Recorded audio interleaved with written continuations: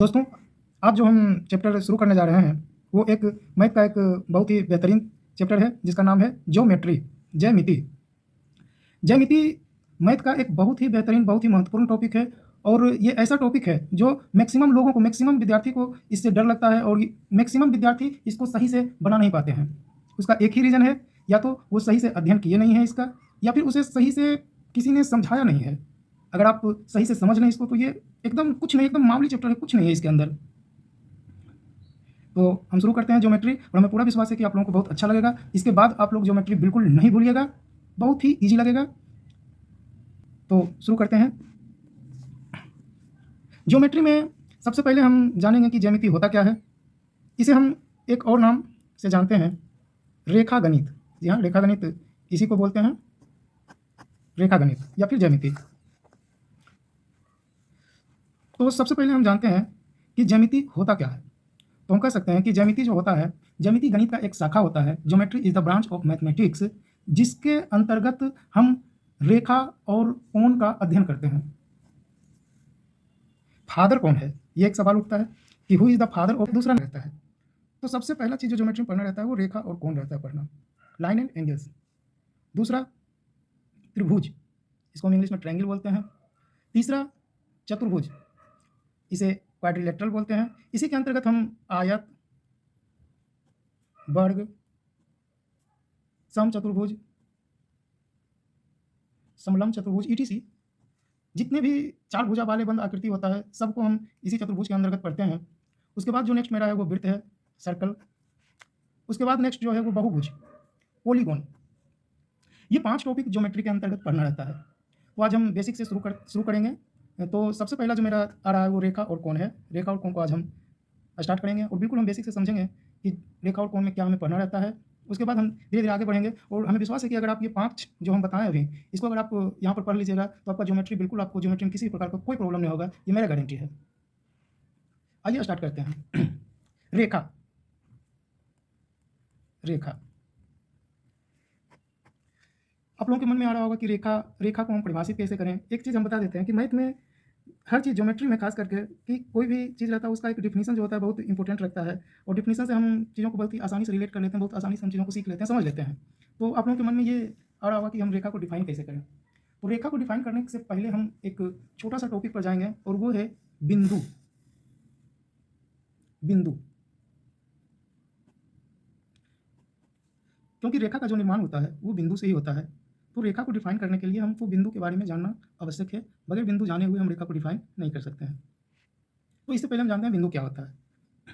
बिंदु को हम इसे इस तरह से कुछ परिभाषित करेंगे कि जीरो त्रिज्या, ये एक हम डॉट डालें, ये एक ऐसा सर्कल है जिसका कोई रेडियस नहीं है, अर्थात जिसका त्रिज्या जो है वो जीरो है। तो हम कह सकते हैं कि जीरो त्रिज्या वाले वृत्त को बिंदु कहते हैं। जीरो त्रिज्या वाले वृत्त को क्या कहते हैं, बिंदु कहते हैं। आप देख सकते हैं कहीं भी आप एक डॉट डाल दीजिए, ये बिंदु हो गया, ये बिंदु हो गया। जिसका कोई त्रिज्या नहीं है, जिसका रेडियस जीरो है, उसे हम बिंदु कहते हैं। अब आपके मन में आ रहा होगा कि त्रिज्या क्या होता है।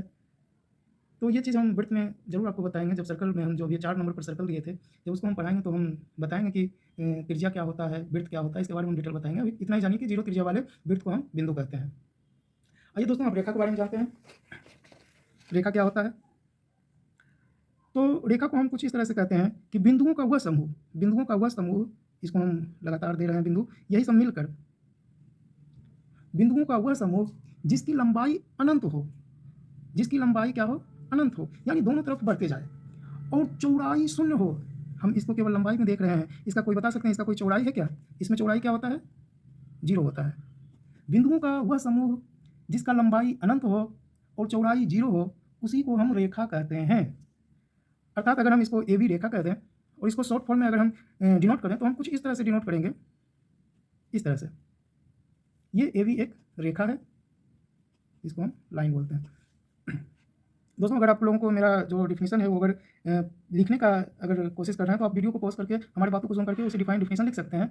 ऐसे अगर आप नहीं भी लिखिएगा तो ये केवल समझने वाली चीज़ है, इसको आप समझकर आप खुद इसका डिफिनीशन बना सकते हैं। कोई ये नहीं है कि इसको लिखना ही जरूरी है, केवल बस इसको समझना है। और मैथ का तो मैक्सिमम चीज़ केवल समझने का रहता है, लिखना बहुत कम रहता है।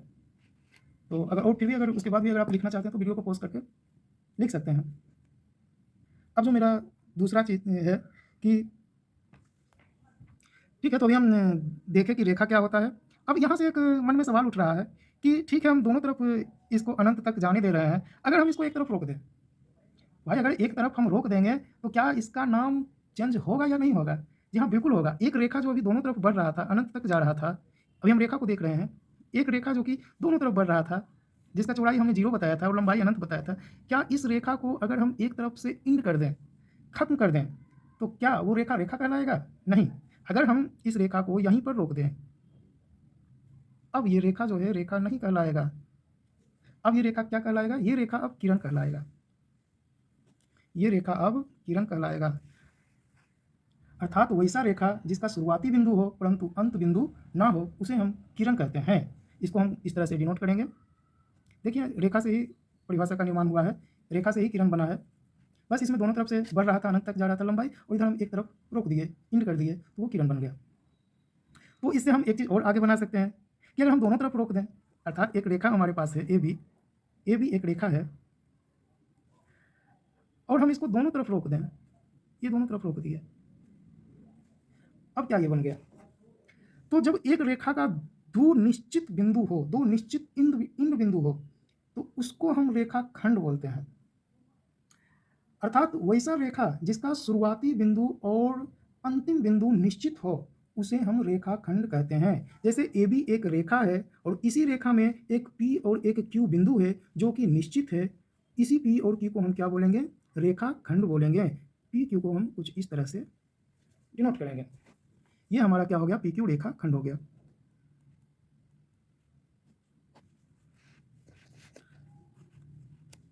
अब हम आगे बढ़ते हैं। अगर दो रेखा, एक रेखा ए बी है, रेखा ए बी और पी क्यू है,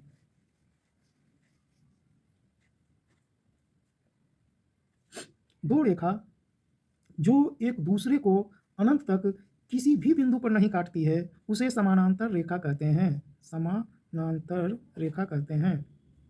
इसको इंग्लिश में हम पैरेलल लाइन बोलते हैं। अगर इसको हम डोनेट करें तो एक ए बी रेखा है और वो क्या है? समानांतर है पी क्यू रेखा के। इस तरह से हम इसको कर सकते हैं। दोस्तों, अगर मेरा पढ़ाया हुआ आपको अच्छा लग रहा हो तो प्लीज़ आप लाइक करें, सब्सक्राइब करें, अपने दोस्तों के पास शेयर करें। हमें पूरा यकीन है कि अगर आप पूरा पढ़ लें ज्योमेट्री, तो आपको ज्योमेट्री बिल्कुल आसान लगेगा और इसके बाद आपको ज्योमेट्री में कोई प्रॉब्लम नहीं होगा। चलिए अब आगे बढ़ते हैं। सीधी रेखा, इसको ट्रांसवर्सल लाइन बोलते हैं, प्रतिच्छेदी रेखा। तो प्रतिच्छेदी रेखा को हम समझते हैं कि दो रेखा जो एक दूसरे को किसी निश्चित बिंदु पर काटती हो, प्रतिच्छेदी रेखा कहलाती है। जैसे हम ले लेते हैं कि ए बी एक रेखा है, ए बी क्या है? एक रेखा है, और एक दूसरा रेखा पी क्यू है, एक दूसरा रेखा है पी क्यू। ये दोनों एक दूसरे को ओ बिंदु पर काटती है। इस प्रकार हम कह सकते हैं कि ए बी और पी क्यू जो रेखा है वो प्रतिच्छेदी रेखा है, और इस बिंदु को हम प्रतिच्छेदी बिंदु बोलते हैं। ए बी रेखा, पी क्यू रेखा एक दूसरे को ओ बिंदु पर काट रही है, तो ए बी और पी क्यू प्रतिच्छेदी रेखा कहलाएगी और ओ प्रतिच्छेदी बिंदु कहलाएगा। इसको हम इंग्लिश में ट्रांसवर्सल पॉइंट बोलते हैं। ठीक है दोस्तों, अब आगे हम बढ़ते हैं। तो हमारा जो नेक्स्ट है वो है संरेख बिंदु। संरेख बिंदु को लीनियर पॉइंट।